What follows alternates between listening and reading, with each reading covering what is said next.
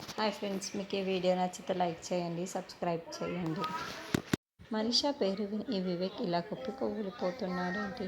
కొంపదీసి హోలీ ఫంక్షన్లో మనీషా మిత్రన్ ఏమైనా చేసిందా అని వెంటనే దేవయ్య అని మనీషాకి ఫోన్ చేస్తుంది. మిత్ర పక్కన కూర్చొని మెడలో తాళి చూసుకుంటూ మనీషా చాలా చాలా సంతోషపడుతూ ఉంటుంది. ఫోన్ కాల్ రావడంతో చెప్పండి ఆంటీ అని మిత్రని ఏం చేశావు ఇక్కడ? వివేక్ కుప్పకూలిపోతున్నాడు, ఏం చేశావు మనీషా అని అడుగుతూ ఉంటే మా పెళ్ళి పూర్తయిపోయింది ఆంటీ అని మనీషా చెప్పడంతో ఏంటి మిత్ర రెండు పెళ్లి చేసుకున్నాడా? నువ్వు నిజమే చెబుతున్నావా మనీషా అని దేవయాని ప్రశ్నిస్తూ ఉంటుంది.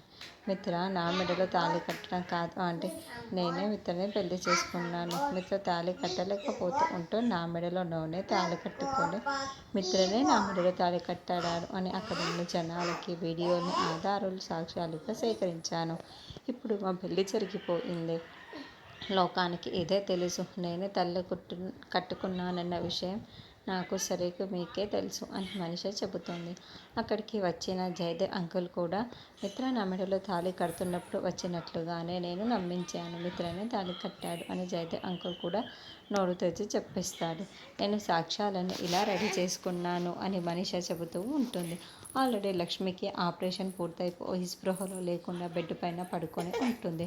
ఏంటి మనీషా, నువ్వేమో ఇలా చెబుతున్నావు, కాసేపట్లో అరవిందక్క ఇంటికి వచ్చేస్తుంది, నిన్ను ఎలా ఇంట్లో ఉంచనిస్తుంది? అసలు ఈ పెళ్ళిని అరవిందక్క అస్సలు అంగీకరించదు అని నువ్వు మిత్ర మత్తుతో కలిపిన చేసుకున్న పెళ్ళి అని అరవిందక్క మాట్లాడుతుంది అని దేవయాని అంటుంది. నేను ఆ అరవిందక్క మాలిని కోసమే వేరు చేస్తున్నాను. నా వైపు సాక్ష్యాలు ఉండటంతో అరవింద్ ఆంటీ కానీ ఎవరో కానీ నన్ను ఏమీ చెయ్యలేరు అని మనీషా చాలా కాన్ఫిడెన్స్గా చెబుతూ ఉంటుంది. నువ్వేంటి ఇలా మాట్లాడుతున్నావు? అరవిందక్క ఏమో వచ్చేస్తుంది,